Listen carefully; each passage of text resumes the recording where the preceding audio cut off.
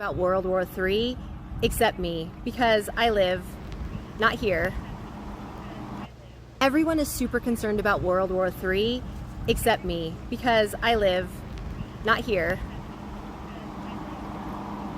Right there. No, seriously, this is my front door to my bomb shelter. It's pretty cozy, and I don't have to worry about anything happening in the news. I do have a blast-proof door, so no one's getting in. It is kind of heavy though. Also, my air is filtered, so I'm good. I can't say that about my thoughts though. Totally unfiltered. I probably have enough pasta down here to survive the fall of civilization and probably the carb guilt. Don't worry, I have plants. It's fake. It's kind of fake. And my neighbor's cat ate half of it.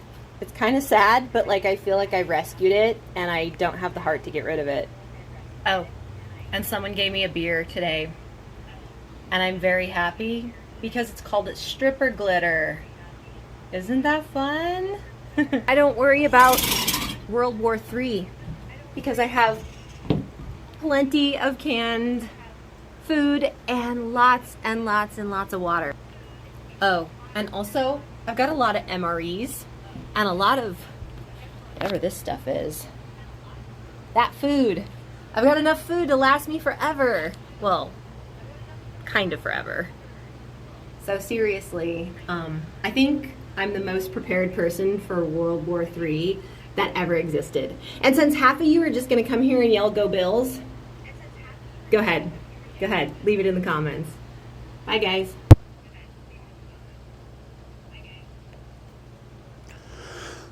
First and foremost, we want to give all praise, honor, and glory to Yahweh Bahashem, Yahweh Shah Bahashem, Racha Kodash. Double honor and salutations to the apostles and elders of Great Millstone. Much respect to you brothers out here pushing this truth with fear and sincerity. And shalom to the hopeful elect, Shabella Khalakar of GMS Northwest, coming back at you with another video. And as you see in the beginning, a woman, a so-called white woman, is bragging about she's prepared for World War III. And she has a bunker, and she has a food, she has a water, she has a filtered air, and she's ready to go. But one thing she doesn't have is what? Is who? Yahweh Ba'ashem Yahweh Shah. Because it's the only way you're going to make it out of here. You know, seeking to save your own life without the consent of Yahweh Ba'ashem Yahweh Shah, you're at a loss. And you're only building that bunker up for the elect to maybe go in there and take some food, you know, when, you know, the elect haven't eaten for a couple of days, or, you know, haven't drank some water for a couple of days. You know, the Lord might lead the elect to that, or the Lord will lead, you know, people to come steal it from you, you know. But we can start here in Luke 17, and I'm going to start at 31, the point is in 33. And that day, he which shall be upon the housetop, and his stuff in the house, let him not come down to take it away. And he that is in the field, let him likewise not return back. Yeah, because when this thing pop off, you know, the Lord is going to come like a thief in the night. You're not going to have time to be like, oh, I got time to go run in a bunker and, you know, or I got time to go do this, when, you know, you can very well be doing, you know, your everyday life, and a missile might fall. And wherever you at, things get shut down, the highway gets shut down, the power go out, you know, anything can happen. And you can, you know, you don't know if you're going to be around your bunker to return into it or whatnot. Verse 32 says, remember Lot's wife, because remember, Lot's wife looked back. You know, she looked back while they were getting out of Sodom and Gomorrah. and she got turned to a pillar of salt. So and that to that day, to this day, her body is monumented, is erected up to show, what not to do. You can't look back. You can't put trust, in this place, you know, and putting your trust in a bunker, thinking it's going to save you, you know, that's going to be your downfall. Verse 33, whosoever shall seek to save his life shall lose it, and whosoever shall lose his life shall preserve it. So how are we saving our lives? We saving our lives through this knowledge, this understanding. Isaiah 33:6. And wisdom and knowledge shall be the stability of our times and strength of salvation. The fear of the Lord is his treasure. So wisdom, knowledge, and understanding shall be the stability. How we're going to stay stable. This word for stability is laha.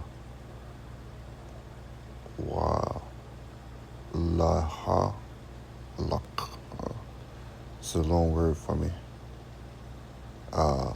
Firmness, fidelity, steadfastness, or steadiness.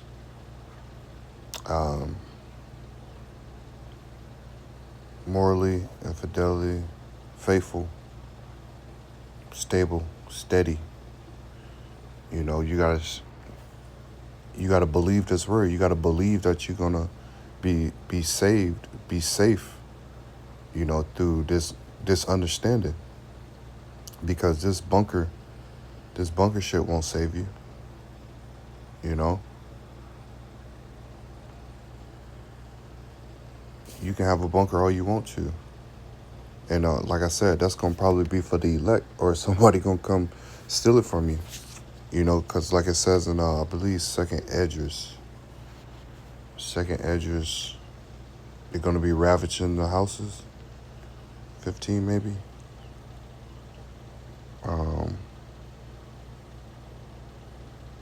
Yeah, Second Edges 15, and I'm going to start at 14. Woe to the world and them that dwell therein, for the sword and their destruction draweth nigh, and one people shall stand up and fight against another with swords in their hands. We're talking about civil war. That's another component to pop off during before World War III or during World War III. In the midst of it, you're going to have a civil war. Blue versus red, black versus white, blue versus purple. It don't matter. People are going to side sides and fight one another. Verse 17, a man shall desire to go into a city and shall not be able, for because of the pride of the city shall be troubled. The houses shall be destroyed, and man shall be afraid. Yeah, the houses shall be destroyed. So people are going to be running house to house, destroying whatever they can, getting survival of the fittest, in a way. Because the Lord is going to put the spirits on people to go house to house, to roaming house to house. All these people that's prepped up and you got regular everyday people talking about bunkers and how they need a bunker, and they got their underground. When there's these missiles that's going to hit this, it's going to be penetrating the ground, causing that lake of fire along with the laser beams. It says, for because of their pride the city shall be troubled, and the houses shall be destroyed, and men shall be afraid. And man shall have no pity upon his neighbor, but shall destroy their houses with the sword, and spoil their goods because of the lack of bread and great tribulation. So again, people that's, in this, this woman is broadcasting it to the world.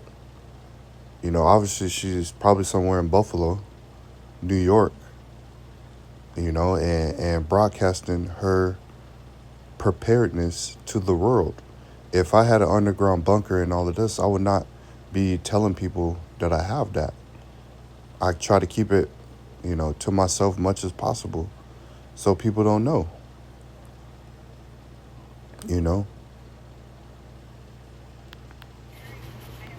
It's kind of fake. And my neighbor's cat ate half of it. It's kind of sad, but like I feel Salaki. like I rescued it and I don't have the heart to get rid of it. Salaki had Oh, the and someone volume gave up. me a beer But today, yeah, I and would I'm not be very telling people happy because it's that called a stripper glitter. I Isn't have a that bunker and I have a fun? shelter, I don't. you know. But like I said, the Lord is gonna make sure the elect is safe during this time. Let me get Job. I think it's 5.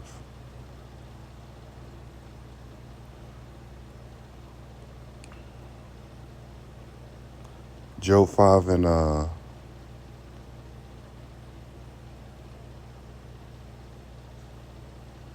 yeah, Job 5 and 19. It says, let me get it in the NLT. It says, "For 6 disasters he will save you, even the 7th he will keep you from evil. He will save you from death in the time of famine, from the power of the sword of the time of war." Yeah, this is, when no food is, all the stores are shut down, no trucks is coming, and there's a famine in the land. There's no food. For the power of the sword in a time of war. Yeah, because war is imminent. World War III. Everybody's talking about it. These countries are letting off missiles at each other. We in the beginning stage. We're in the beginning days of the sorrows. You will be safe from slander and have no fear when destruction comes. You will laugh at destruction and famine, while animals will not terrify you. You will be at peace with the stones of the field, and this wild animals will be at peace with you. You will know that your home is safe when you survey your possessions. Nothing will be missing. You hear that? And that's for the elect. You people, think you're going to be able to live in your bunker securely, safely. When I, when they got uh, bunker busters, right? And this is from news.com.au. This is Pentagon releases jaw-dropping footage showing how 30,000 pound bunker buster bombs work. So this is a little video on how the bombs work. So you think you're gonna get away with living in a bunker?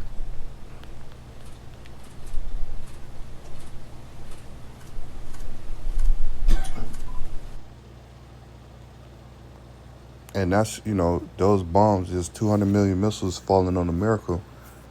You know, they're gonna penetrate the earth and cause this place to be a boiling lake of fire. You know,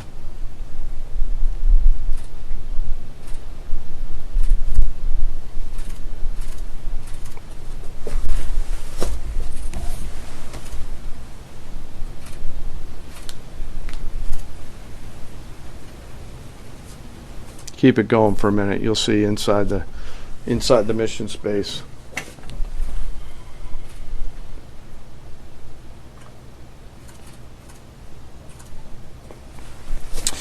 Unlike a normal surface bomb, you won't see an impact crater because they're designed to deeply bury and then function. I know there's been a lot of questions about that.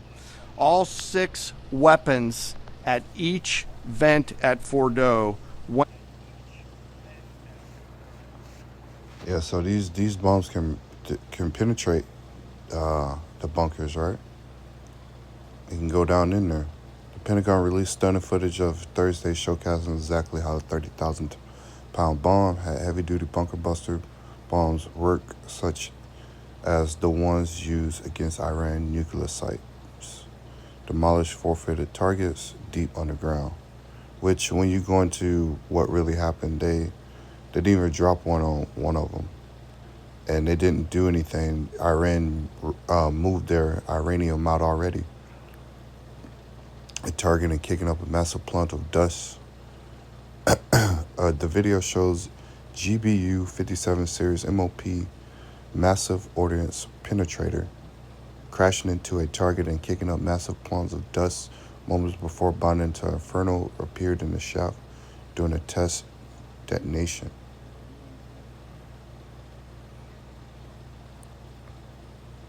So obviously, it's technology out there that you can bust bunkers on them, you know?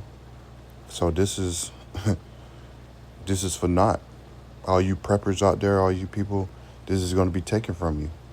And more than likely given to the elect so they can, keep forging on, being pilgrims in the earth. We're going to have to be pilgrims out here. Thus say the scriptures. Let's get another scripture. What is it? Job 11.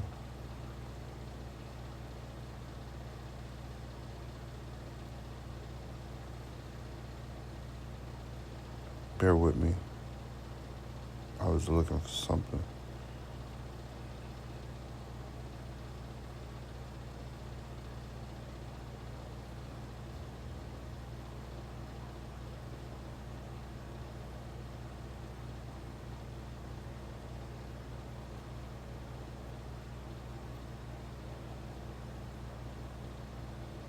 Salakia. Let me go to Amos 9 and let me go 9 and 2. It says, though they dig into hell, then shall my hand take them. Though they climb up to heaven, then shall I bring them down. Yeah, they dig into hell. They're making those bunkers. And not only in the ground, they're in space, they're in the water. They're igloos. They're in icebergs, underground cities, all this stuff, man. And though they hide themselves in the top of the Carmel, the mountain, I will search and take them out thence. And though they be hid from my sight in the bottom of the sea, thence will I command the serpent, and he shall bite them. That's Leviathan. And though they go into captivity for their enemies, then so I command the sword, and it shall slay them. And I will set my eyes upon them for evil and not good. So all this hiding out, and we're going to hide here, we're going to hide there, we're going to do this, we're going to do this. No, you're going to get overtaken. You're going to get overtaken. So that's all I have,